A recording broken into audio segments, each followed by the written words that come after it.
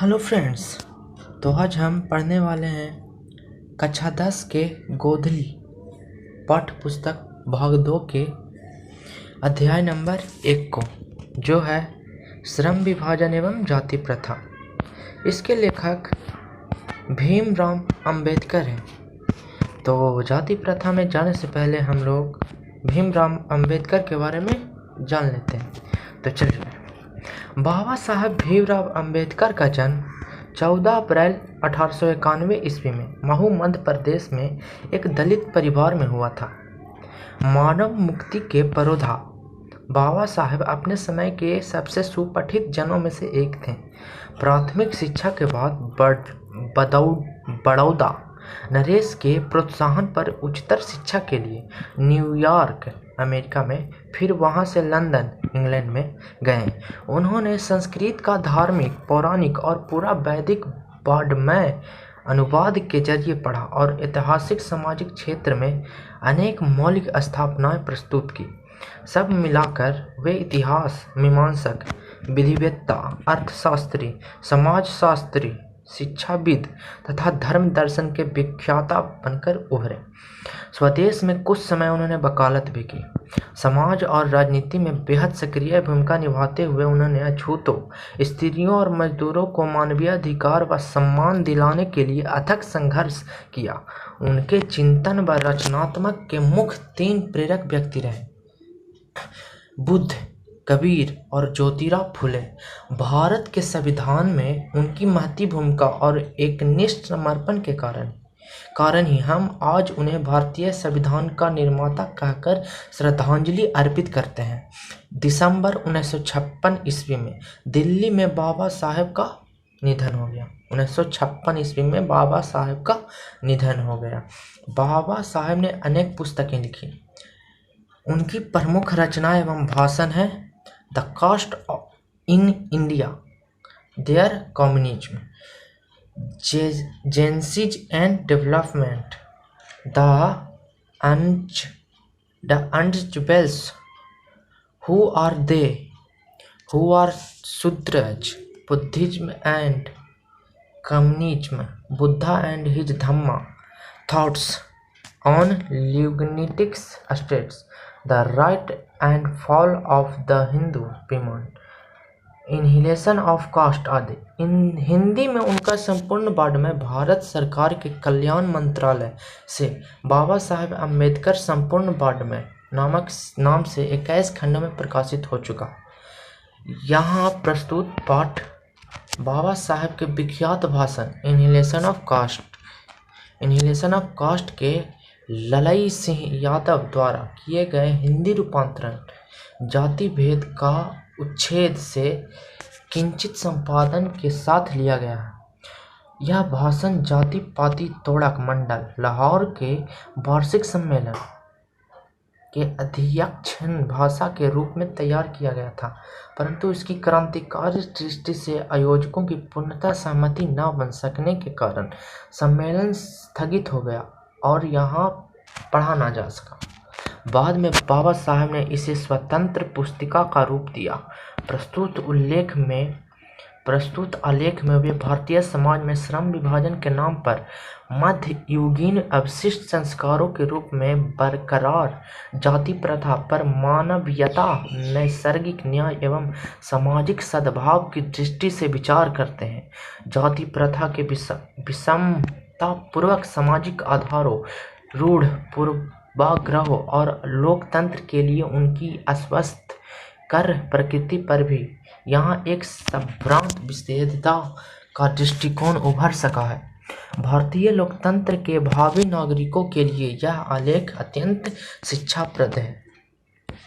तो अब चलते हैं श्रम विभाजन और जाति प्रथा के। तो चलिए, यहाँ विडंबना की बात है कि इस युग में भी जातिवाद के पोषकों की कमी नहीं है।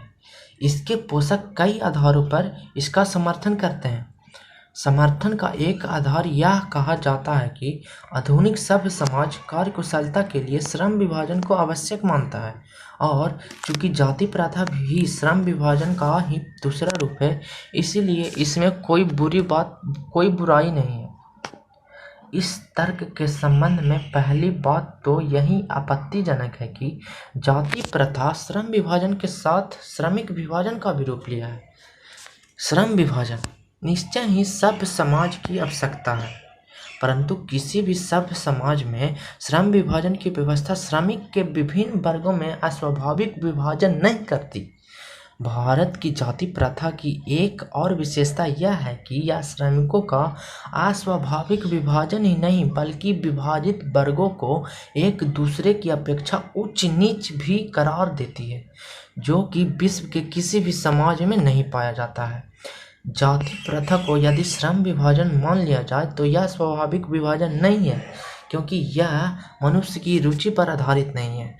कुशल व्यक्ति या सक्षम श्रमिक समाज का निर्माण करने के लिए यह आवश्यक है कि हम व्यक्तियों की क्षमता इस सीमा तक विकसित करें जिससे वह अपने पेशा का कार्य का चुनाव स्वयं कर सकें। इस सिद्धांत के विपरीत जाति प्रथा का दूषित सिद्धांत यह है कि इससे मनुष्य के परीक्षण अथवा उसकी निजी क्षमता का विचार किए बिना दूसरे ही दृष्टिकोण जैसे माता पिता के सामाजिक स्तर के अनुसार पहले से ही अर्थात गर्भधारण के समय से ही मनुष्य का पेशा निर्धारित कर दिया जाता है। जाति प्रथा पेशे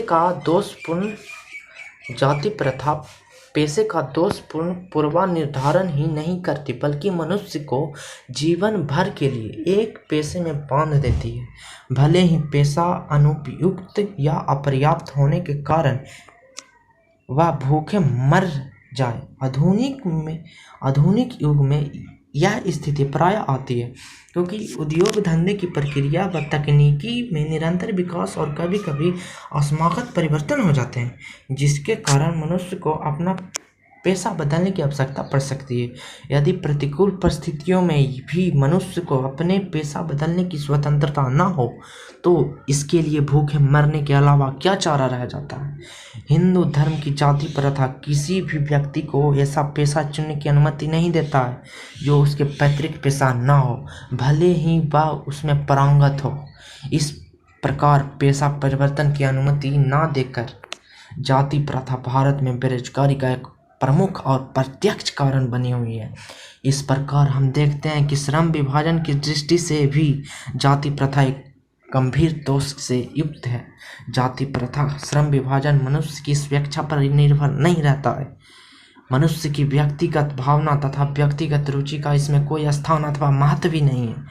इस आधार पर हमें यह स्वीकार करना पड़ेगा कि आज के उद्योगों में गरीबी और उत्पीड़न इतनी बड़ी समस्या नहीं जितनी यह कि बहुत से लोग निर्धारित कार्य को अरुचि के साथ केवल विवशतावश करते हैं। ऐसी स्थिति स्वभावतः मनुष्य को दुर्भावना को से ग्रस्त रहकर टालू काम करने और काम करने के लिए प्रेरित करती है। ऐसी स्थिति में जहाँ काम करने वाले का ना दिल लगता हो ना दिमाग, कोई कुशलता कैसे प्राप्त की जा सकती है। अतः यह निर्विवाद रूप से सिद्ध हो जाता है कि आर्थिक पहलू से भी जाति प्रथा हानिकारक है, क्योंकि यह मनुष्य की स्वाभाविक प्रेरणा, रुचि व आत्मा शक्ति को दबाकर उन्हें अस्वाभाविक नियमों में जकड़कर निष्क्रिय बना देती है। अब मैं समस्या को रचनात्मक पहलू को लेता हूँ। मेरे द्वारा जाति प्रथा की आलोचना सुनकर आप लोग मुझसे यह प्रश्न पूछना चाहेंगे कि यदि मैं जातियों के विरुद्ध हूँ तो फिर मेरी दृष्टि में आदर्श समाज क्या है। मेरा उत्तर होगा कि मेरा आदर्श समाज स्वतंत्रता, समानता, भ्रातृत्व पर आधारित हो। क्या यह ठीक नहीं है? भारत भ्रातृत्व अर्थात भाईचारे में किसी को क्या आपत्ति हो सकती है? किसी भी आदर्श समाज में इतनी गतिशीलता होनी चाहिए जिससे कोई भी वांछित परिवर्तन समाज में एक छोर से दूसरे छोर तक संचालित हो सके। ऐसे समाज के बहुविधि हितों में सबका भाग होना चाहिए तथा सबको उनकी रक्षा के प्रति सजग रहना चाहिए। सामाजिक जीवन में आबद्ध संपर्क के अनेक साधन व अवसर उपलब्ध रहने चाहिए। तात्पर्य यह कि दूध पानी के मिश्रण की तरह भाईचारे का यही वास्तविक रूप है और इसी का दूसरा नाम लोकतंत्र है। क्योंकि लोकतंत्र केवल शासन की एक पद्धति नहीं, लोकतंत्र मूलतः सामूहिक जीवनचर्या की एक रीति तथा समाज के सम्मिलित अनुभवों को आदान प्रदान का नाम है। इसमें यह आवश्यक है कि अपने साथियों के प्रति श्रद्धा व सम्मान का भाव हो। तो खत्म हो गया, मतलब एक लेसन।